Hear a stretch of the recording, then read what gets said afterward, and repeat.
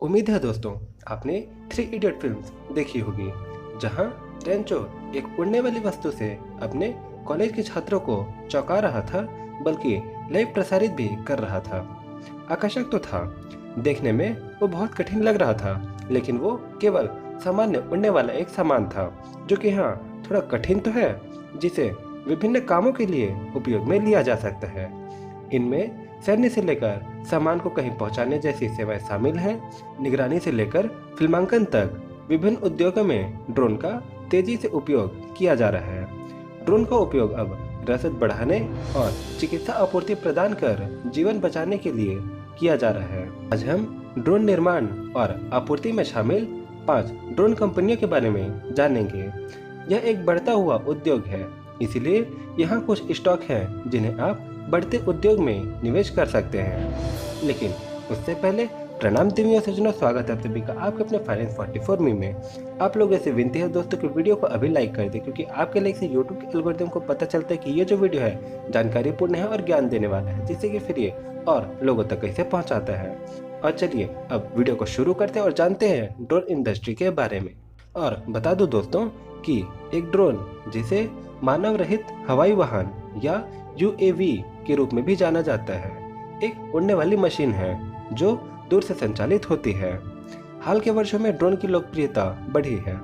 कथित तौर पर अमेरिका, चीन और इजराइल जो ड्रोन बाजार में डोमिनेट करते हैं, इनका वैश्विक बाजार बढ़कर 28.47 बिलियन तक पहुंचने का अनुमान है। असल में ड्रोन तब सुर्खियों में आया जब 2013 में अमेजॉन ने उनके साथ अपने प्रयोग की घोषणा की। भारत में ड्रोन 5 प्रमुख क्षेत्रों में उपयोग देखा गया है, जो कि है कृषि और ऊर्जा और उपयोगिता, संरचना, इंफ्रास्ट्रक्चर, खुदाई, माइनिंग, मीडिया और मनोरंजन। इन उद्योगों में ड्रोन का उपयोग फसल पर्यवेक्षण और रखरखाव, फसल हानि प्रतिशत की गणना, औद्योगिक निरीक्षण, 3D वीडियो मैपिंग, भूमि लेखा परीक्षा, टाउन प्लानिंग, थर्मल इमेजिंग, इलाके मानचित्र, हवाई वित्त चित्र, फोटोग्राफी, छायांकन, फसल उपज डेटा एकत्र करने के साथ साथ और भी कई काम के लिए इस्तेमाल किया जाता है। ड्रोन उद्योग का समर्थन करने के लिए भारत सरकार ने वर्ष 2021 में मौजूदा ड्रोन मानदंडों को अपग्रेड किया। नए नियमों ने बाजार और अधिक लचीला बना दिया। ड्रोन को कानूनी दर्जा दिया गया और इसके बाजार को और अधिक उदार बना दिया। कुछ नीतिगत परिवर्तन इस प्रकार हैं। ड्रोन के आकार के बावजूद लाइसेंस शुल्क कम कर दिया गया है। इसके अलावा गैर वाणिज्यिक, सूक्ष्म और नैनो ड्रोन के लिए कोई पायलट की आवश्यकता नहीं होगी। अद्वितीय प्राधिकरण संख्या और प्रोटोटाइप या ड्रोन की डिजाइन की पहचान संख्या की आवश्यकता को समाप्त कर दिया गया है। सामान की डिलीवरी के लिए ड्रोन कॉरिडोर विकसित किए जाएंगे। ईज ऑफ डूइंग बिजनेस के तहत भारत में पंजीकृत विदेशी स्वामित्व वाली कंपनियों को यह सुविधा देकर बहुराष्ट्रीय कंपनियों के काम को आसान बना दिया गया है। ड्रोन फेडरेशन ऑफ इंडिया के प्रमुख श्री स्मित शाह के अनुसार नई ड्रोन नीति के साथ आने वाले 5 वर्षों में इसका बाजार 50,000 करोड़ रुपए तक पहुंचने की उम्मीद है। और अब चलिए देखते हैं शीर्ष 5 ड्रोन कंपनियां, जिसमें सबसे पहले है Paras defence and space technology. Company के पास रक्षा और अंतरिक्ष इंजीनियरिंग के क्षेत्र में 40 वर्ष से अधिक का अनुभव है। Paras defence and space technology रक्षा और अंतरिक्ष के क्षेत्र के लिए उत्पादों और सेवा की विस्तृत श्रृंखला प्रदान करता है। वे रॉकेट और मिसाइल, अंतरिक्ष और अनुसंधान और भी इनसे जुड़े काम के लिए प्रौद्योगिकी में सक्रिय रूप से शामिल हैं। ड्रोन प्रौद्योगिकी पर काम करने के लिए कंपनी ने विभिन्न बहुराष्ट्रीय कंपनियों के साथ भागीदारी की है। कंपनी के हाल ही शेयर बाजार में लिस्ट किया गया है और इसमें एक अच्छी खासी तेजी देखी गई थी।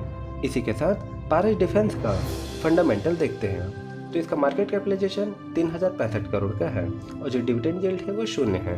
कंपनी का पिछले साल का जो सेल्स था 180 करोड़ का था और नेट प्रॉफिट 27 करोड़ का। स्टॉक का पी 91.6 है और ROE 9.23% का और ROC 12.4%। डेट कंपनी पे 29.1 करोड़ का है और उसी के पास कंपनी के पास 74.4 करोड़ का इनके पास कैश है।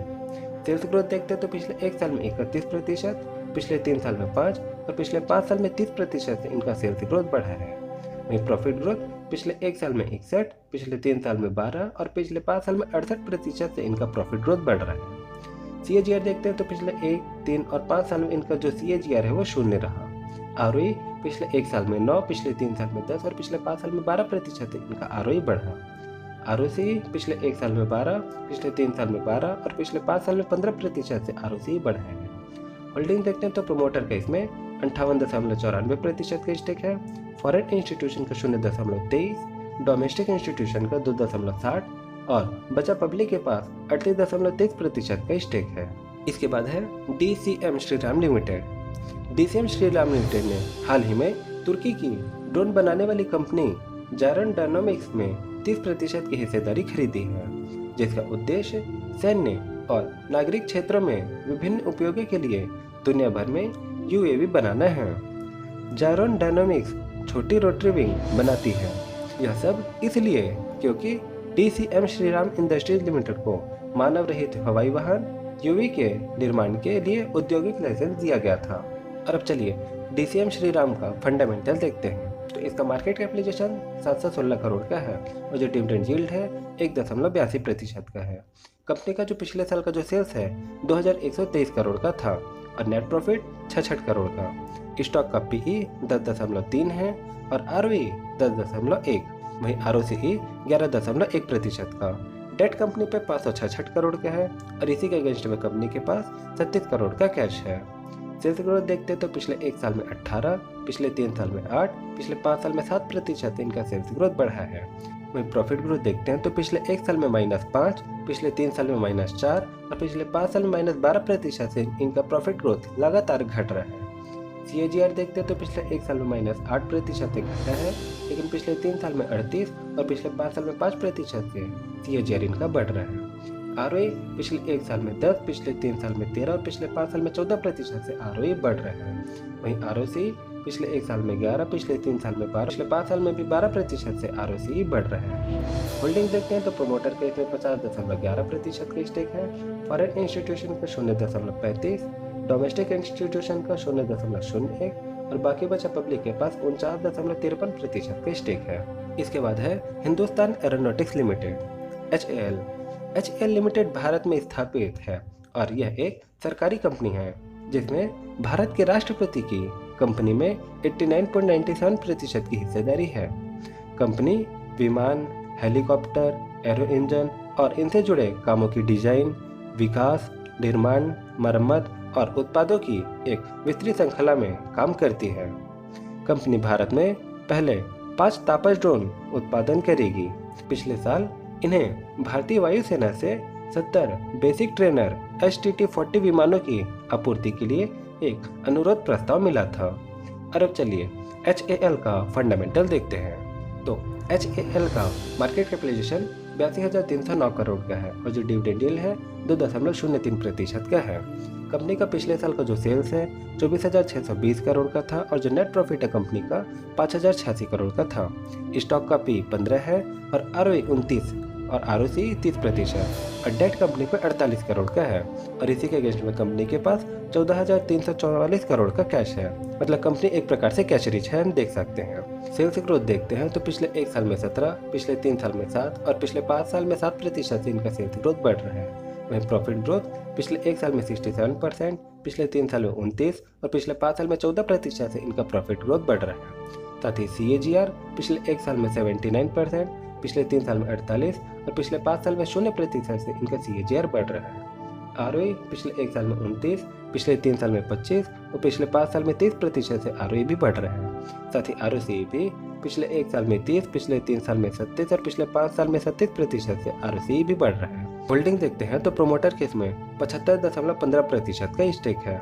वहीं फॉरेन इंस्टीट्यूशन का 5.56, डोमेस्टिक 15.71 और बाकी बचा पब्लिक के पास 3.58% का स्टेक है। और अगली कंपनी है जेन टेक्नोलॉजी। जेन टेक्नोलॉजी की स्थापना 1993 में हुई थी। कंपनी अत्याधुनिक परीक्षण सिमुलेटर के निर्माण में अग्रणी है। पिछले 3 वर्षों में 100% की वृद्धि के साथ कंपनी सक्रिय रूप से ड्रोन एंड टेक्नोलॉजी में शामिल है, जैसे कि हैवी लिफ्ट लॉजिस्टिक्स ड्रोन जो विश्वसनीय लॉजिस्टिक्स सहायता प्रदान करते हैं। इसके अलावा जेन टेक्नोलॉजी से एंटी ड्रोन सिस्टम ड्रोन का पता लगाने, अलग अलग वर्ग में बांटने और निष्क्रिय निगरानी पर ट्रैकिंग, कैमरा सेंसर और ड्रोन संचार को जाम करके खतरे को बेअसर करने पर काम करता है। और ये कहना है कंपनी की बेसिक वेबसाइट का।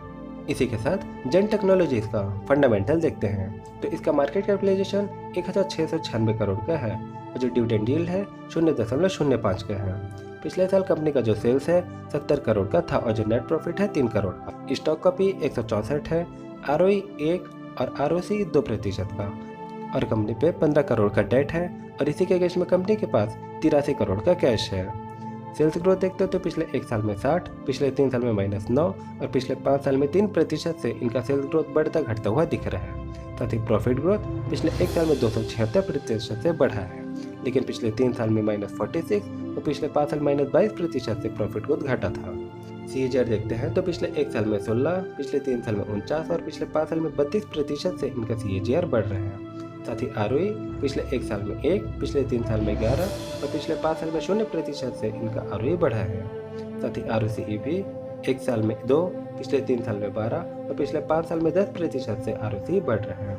होल्डिंग देखते हैं तो प्रोमोटर के इसमें 60.19% का स्टेक है, फॉरेन इंस्टीट्यूशन का 0.32, डोमेस्टिक इंस्टीट्यूशन का 0.01, गवर्नमेंट के इसमें 0.17% का स्टेक है और बाकी बचा पब्लिक के पास 39.48% का स्टेक है।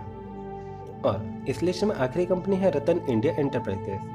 रतन इंडिया एंटरप्राइजेस ने अपनी पूर्ण स्वामित्व वाली सहायक कंपनी न्यू स्काई के साथ ड्रोन कारोबार में कदम रखा और 2023 तक उत्पादों को कमर्शियली रोल आउट करने की उम्मीद है। और अब चलिए रतन इंडिया एंटरप्राइजेस का भी फंडामेंटल देखते हैं। तो रतन इंडिया एंटरप्राइजेस का मार्केट कैपिटलाइजेशन 7084 करोड़ का है और डिविडेंड यील्ड 0% का है। कंपनी का पिछले साल का जो सेल्स है 14 करोड़ का था और जो नेट प्रॉफिट है 554 करोड़ का रहा, जो कि इनके मेन बिजनेस से अदर है, जो कि अदर इनकम हम बोल सकते हैं। साथ ही इनका जो स्टॉक का पी है 21 है और ROE 3%, ROCE भी 3%, डेट कंपनी पे 158 करोड़ का है और जो कैश कंपनी के पास है 2 करोड़ का ही है।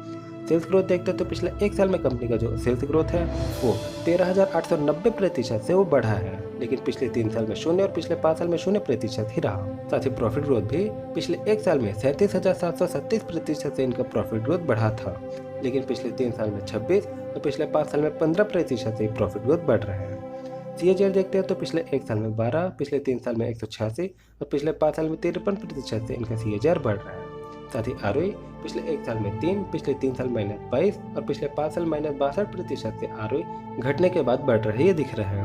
साथ ही ROCE भी पिछले 1 साल में 3, पिछले 3 साल -19 और पिछले 5 साल -60% से घटा है।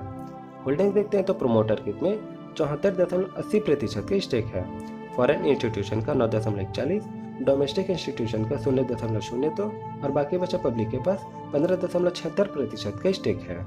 इसमें कोई शक नहीं है कि ड्रोन बाजार दुनिया में सबसे तेजी से बढ़ने वाले बाजारों में है।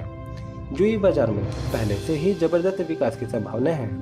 आज हमने जिन कंपनियों के बारे में चर्चा की वे सूचीबद्ध हैं, लेकिन कई स्टार्टअप भी हैं जो इस क्षेत्र में तेजी से काम कर रहे हैं। तो ये थी जानकारी दोस्तों ड्रोन सेक्टर के बारे में और उनसे जुड़ी कुछ शेयर्स के बारे में। कैसा लगा जरूर बताइएगा नीचे कमेंट करके, साथ ही अपने सुझाव और विचार हमें कमेंट में बताइएगा और वीडियो को अपने उन सभी दोस्तों को शेयर करिएगा जो ड्रोन सेक्टर में रुचि रखते हैं या इनमें निवेश करने की सोच रहे हैं, जिससे उन्हें प्रॉपर गाइडेंस भी मिल जाएगी। चैनल पर नए हो तो सब्सक्राइब करिए और अपने सभी दोस्तों से भी सब्सक्राइब करिए, जिससे उन्हें भी ऐसी महत्वपूर्ण जानकारी मिलती रहे। और यहाँ पास लास्ट में एक डिस्क्लेमर देना चाहूँगा कि यहाँ पास मैंने इन शेयर्स के बारे में कोई भी बाय और सेल की रिकमेंडेशन नहीं दी है। मैंने सिर्फ एजुकेशनल पर्पज़ के लिए इस वीडियो को बनाया है।